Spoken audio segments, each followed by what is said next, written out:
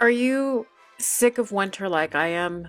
It's the beginning of March. We're on the cusp of spring.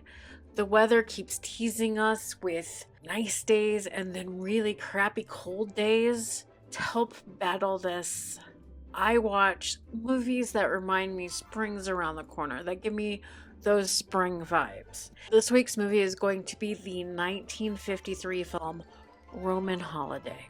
And hello, everyone. If you're not familiar with me, my name is Stacia. I am just a person on the internet that likes to talk about movies. Nothing more, nothing less. Big movie fan. This is like my little corner of the internet where I get to do that. And I know a lot of people say that it annoys them that I move my hands so much. Something that I've done all my life, don't have that much control over. And so I'm attempting tiny mic and holding it to see if it calms down some of the hand movement, not all of it. There's probably no way that we can ever get my hand motion to 0, but I try this for you guys. So what better movie to get us in the mood for spring, to make us feel that hotter weather coming in than Roman Holiday? It's the story of a spoiled rich princess, an actual princess, who escapes one night after finding the control of being a princess too much for her. She's always scheduled, she always has to do all of these things. She doesn't have any control over her life, her being, what she does, what she says, who she meets. She just wants freedom, if only for a day.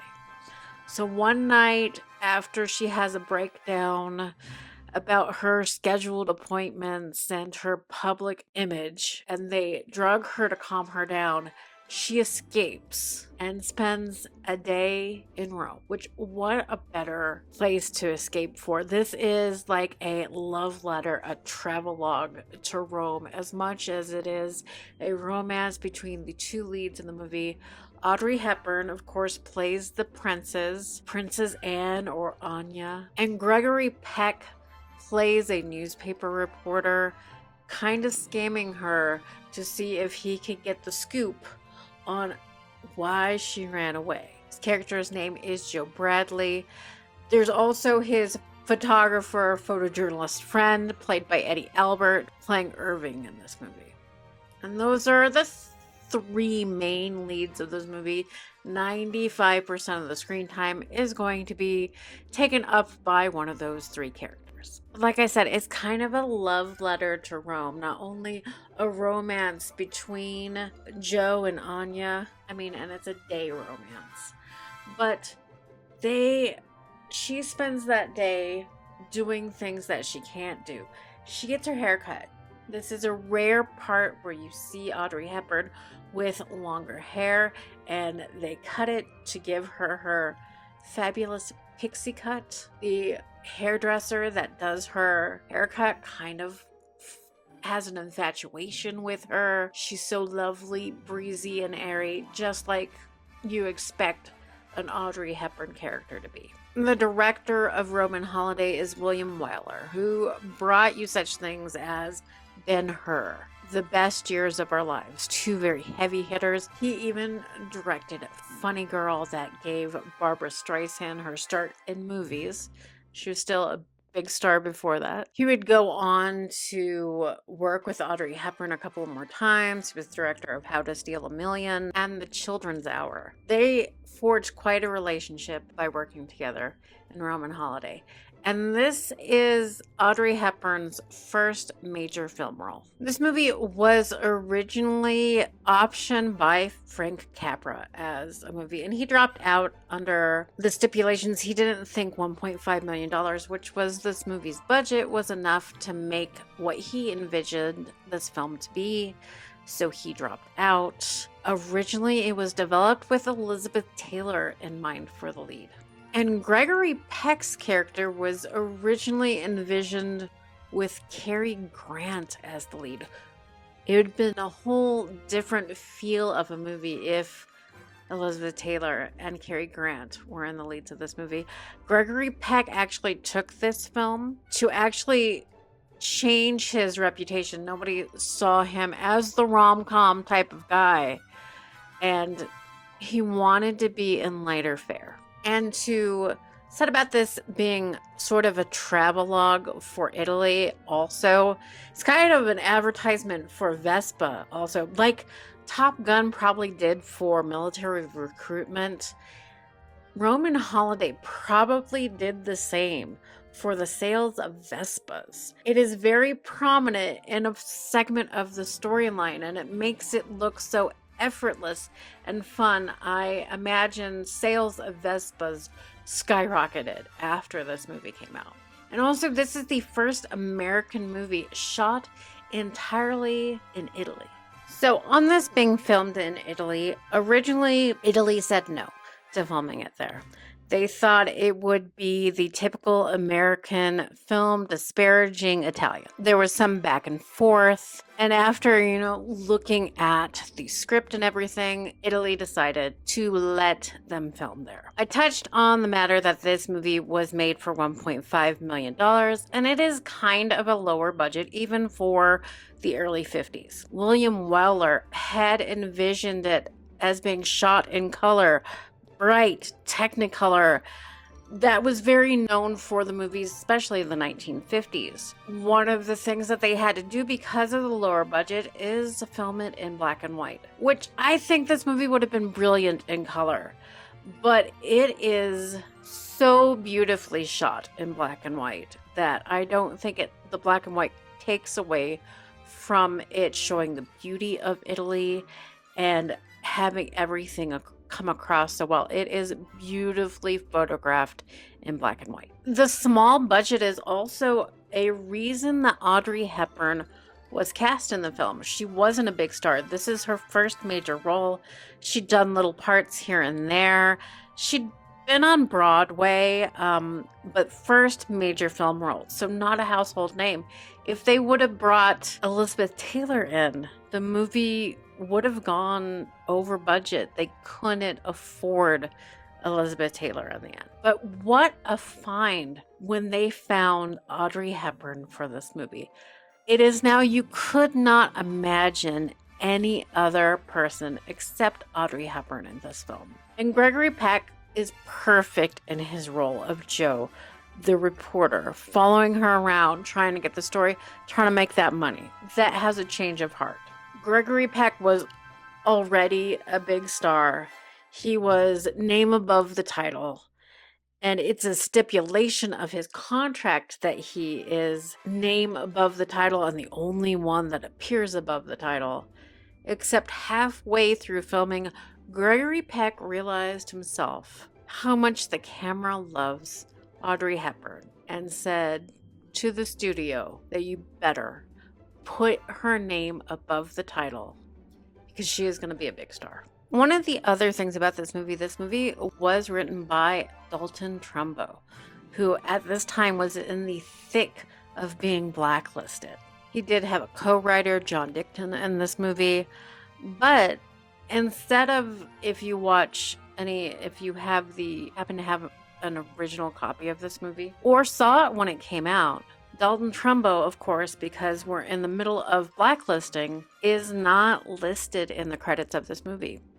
His friend and screenwriter, Ian McClellan Hunter, put his name on the script for him, helped get it sold, gave Trumbo the salary for writing the movie. In fact, this movie won an Oscar for Best Story, which Dalton Trumbo is the one that came up with the story for this movie, and his friend Ian McClellan Hunter is the one that won that Oscar. And on the credit for Dalton's name itself in the movie, when it was finally released on DVD in 2003, Dalton Trumbo got the credit on the actual movie. And in December of 2011, everywhere, he received full credit for his story for this movie. So it appears in the film now, it appears on every citation of the movie, restoring Dalton Trumbo to where he should have been in the first place. And if you don't know who Dalton Trumbo is in movie history, besides being blacklisted, he wrote some of the greatest movies of all time. And for a while there, when he was blacklisted,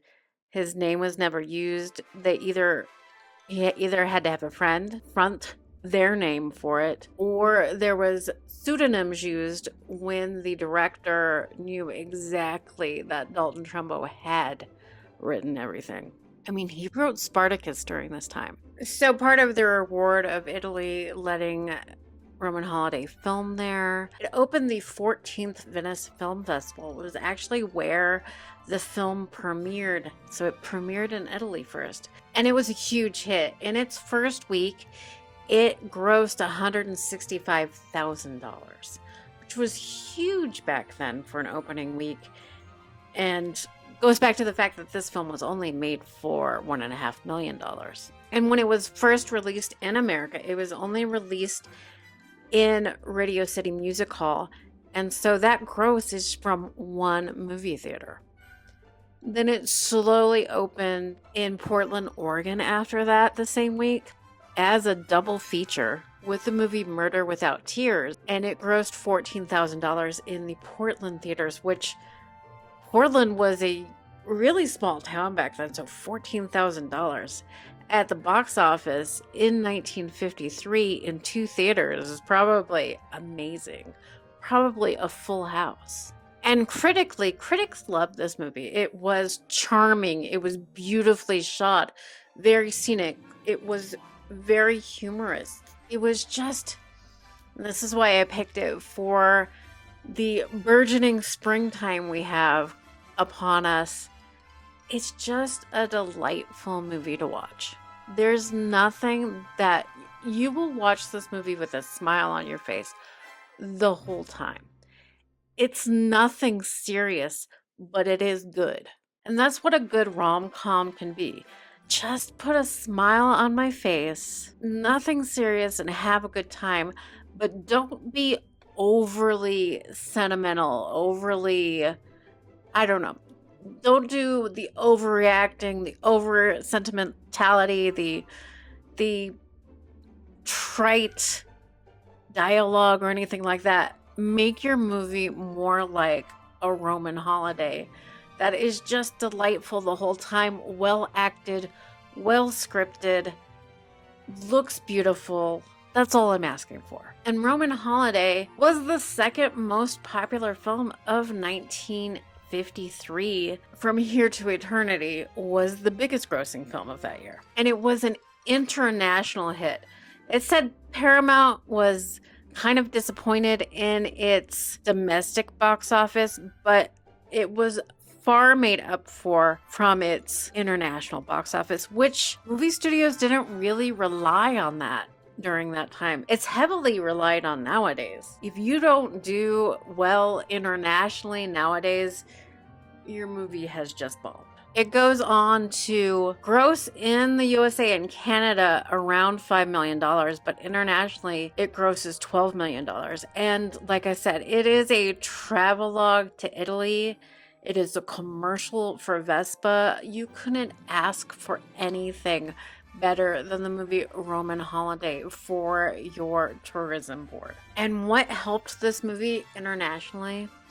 It was the romance between Princess Margaret and Peter Townsend, where she had to give up the love of her life. But that was going on during this, and when this was filmed, they actually make note in the movie that she's not exactly English, that this is not supposed to be Princess Margaret. And I think they did that to sort of appease the British monarchy, but it was great advertising for Roman Holiday because that's sort of the storyline. Spoiler alert, they can't end up together. And this is just a day of a princess being free. It's a perfect day of her freedom. And this movie makes Audrey Hepburn a superstar. Audrey Hepburn was just sort of something different. Your girl next door, if the girl next door was the most beautiful girl next door that you have ever seen in your life, and an otherworldly girl next door, something more mysterious about her, more where did she come from, than laying it all out. Roman Holiday at the 1954 Oscars goes on to be nominated for 10 Oscars and wins 3 of them. It won Audrey Hepburn the Best Lead Actress Oscar in her first major starring role. And like I said before, it wins the category Best Writing Motion Picture Story. And the third Oscar out of the 10 that it won was Best Costume Design Black and White. And yes, it was nominated for Best Picture. I think we all know that From Here to Eternity won that. It was nominated for Best Supporting Actor for Eddie Albert. William Wyler was nominated for Best Director. It was also nominated for Best Screenplay, which is different from the Best Writing Story category. It was nominated for Best Cinematography, Black and White, which they did separate it back then into black and white and color categories. A lot of these, just like I said, costume was for black and white costumes. Cinematography was separated into black and white. And also art direction, set direction, which was also nominated for, but in the black and white category. And it was also nominated for Best Film Editing. So to make a long story short, what I am saying here is if you're looking for a fun movie that will put a smile on your face the whole time, that will make you feel those spring, summer vibes when we're stuck here in the dregs of late winter on the cusp of spring, you should watch Roman Holiday. You won't be disappointed. And after you watch it, you'll just walk away just feeling good about life. So thank you for watching this video. I really appreciate it. Like I said, I'm just somebody on the internet that likes to watch movies and likes to talk about movies. And I like to talk about older movies. Give old movies a chance. They should always be remembered and watched. And I want to thank you all for joining me. And if you like this, consider subscribing. I am looking forward to getting to 1,000 subscribers this year. I'm thinking I'm on track for the end of July. I was gonna set the goal for late June, but now I'm thinking late July is when I'll make it there. So if you want to help me out with that goal, please subscribe to the channel. If you love movies, please subscribe to the channel and comment on the video. What older movies do you like? What do you think hasn't stood the test of time? Tell me what you think of Roman Holiday. And if you saw Roman Holiday when it first came out, let me know what it was like. Or let me know your first experience watching this movie. But thank you for joining me. I love you all. See you next time. Bye.